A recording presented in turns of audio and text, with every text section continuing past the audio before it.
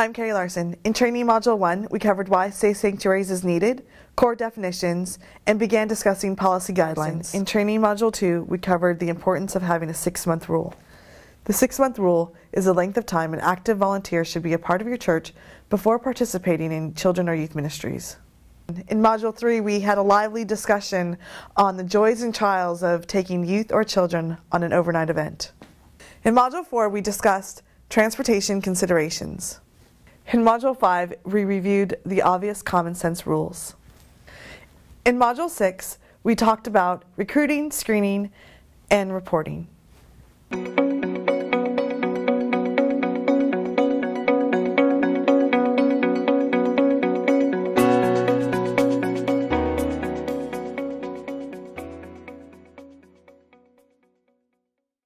I've passed out some papers for you guys, and I'm just going to look at these really quick. The first one I got from the GBOD website is how to begin developing and updating a safe sanctuary policy. You can go to the GBOD website, and all of these blue highlights are forms. They are all on the flash drive or on the drop box that I will be sending you. This next one, safe sanctuaries, local church implementation questions. So if you are reviewing your policy, starting a policy, this is your worksheet, right? Like figure out who's on your team, steps for screening, who should be involved. And part of this conversation is it's not just the youth leader creating the policy, okay? It's not just the children's ministry person. It's not just SPRC. The two committees that need to sign off on it are SPRC and trustees. So it can't just be, Carrie, youth pastor, creating a safe sanctuaries policy and application, right? They need to be together. That whole process needs to come together, and you need to have a sign off on SPRC and trustees. So just know that when you're creating a policy, and this hopefully helps you in forming that together. The next sheet is kind of an evaluation form for those of you who do have safe sanctuaries policies in place. This is kind of a checklist to see how you're doing. What areas do you need to improve on? I understand that this is kind of a work in progress. Again, some churches don't have a safe sanctuaries policy in place. Some churches have them but don't implement them or don't train their leaders. And again, a lot of times I run into churches that think that an application and a background check, you're done. But that's only part of the process. The third process is training. And so, when you're working through your worksheet, create a team of people who, could collect paperwork. And that's off your hands. Figure out with your pastor and have conversations with your pastor about who is receiving that information. Who's following up with that information, right? What is that? And then when do I get that information? How often do we have safe sanctuaries training? That's for you guys to decide. It may depend on your size of your church. It may depend on the size of your volunteers. We do ours all in the beginning, in the fall. And so if someone comes in mid-year, they will need to wait until the following year, just because of the size of our volunteers. We have a lot of volunteers. So that's just how we do it, but you guys can form that however way you would like. The most important thing is that you guys have the information. And so don't let it stop here. Let it go back to your churches and say, look, Pastor, I've just went to this training. Here's the information that I've received. How do you see us implementing that? What's your vision for that? Here are the things that need to happen. Part of the policy is we need to have windows in our doors.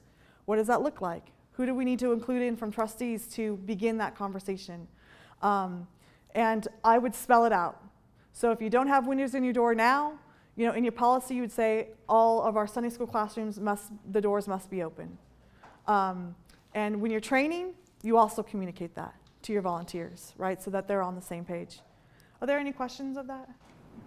When you have your annual training, what is your estimate of how long the training session lasts? So I do it a little bit differently than our children's ministry. Our children's ministry, theirs is about 2 hours. I do mine on not an individual, but I have like my small group leaders. So I have a meeting with them, and part of that meeting is safe sanctuaries training. So if you're doing it every year, there's a questionnaire form that's also on the flash drive. Every one of your volunteers every year has to sign that form. And that paperwork goes in the locked file, right? So at your training sessions, either a large group setting, mine are smaller group settings just because it's a little bit more individualized with social media, and I just want to make sure that we kind of hit some points home about driving and lodging and those kinds of things, where children's ministry, that may not be their focus of lodging and driving kids home. And so you just want to make sure that, you know, at your training sessions, right, you have all of the information to give them. Fill this out before you leave and bring it up to me. So it's just a 2-page questionnaire. Again, it's on the flash drive. And all of your volunteers, once they've been background checked, that's what they do every year. So in between years, they fill out the questionnaire form. And then if you go with the online site, they track who's up. So when you pull that up, you can see, okay, these volunteers are due for a background check. And so then it's about, are they still working in our ministry? If they are, then that process starts all over again. Application, signature for background check, those kinds of things. Now that's a choice. You don't have to do an application. I mean, you just can do the information about background check, but it's all, you know, things may change. They may have moved. That's a key information for checking addresses and background checks, is if they've changed addresses. And so you have that information. You know, they may be going through a time of depression. And so who would know that is maybe their circle of references, right? And so not that that's a deterrent, but just let's keep an eye on that, right? Let's check in with that adult. Yes? We have some parents who might, on a whim, because someone else didn't show up, just come and help with Sunday school. So we have to have them all, a background check on them too?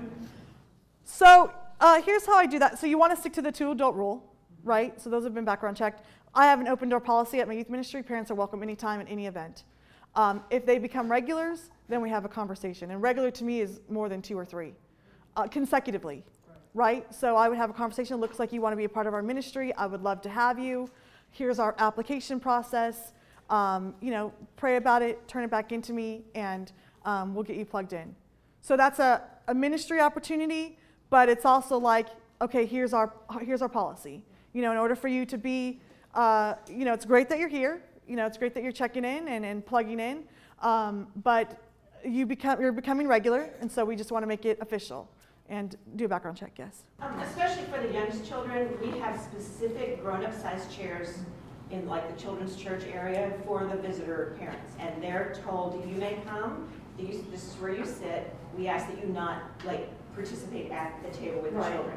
And then after 2 or 3 times, they send them to me to talk to you about exactly what you said. But we do that even in Vacation Bible School, because we don't want a random parent coming in with their child who's too timid to be left alone and then ending up working at the craft table or, you know, working with the games or whatever. We want them to back off from the kids. Exactly.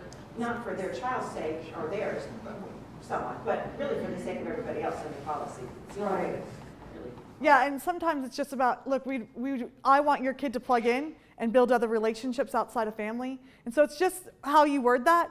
But then you got to keep an eye on that. Like, okay, this parent has come like the last 3 weeks. It's time to have a conversation about really plugging in and investing. Or let's, you know, allow your kid to enjoy the environment or continue, you know, in this corner. But I wouldn't continue too long, to be honest with you. I would just kind of have that conversation about investing in the ministry. Great question, though.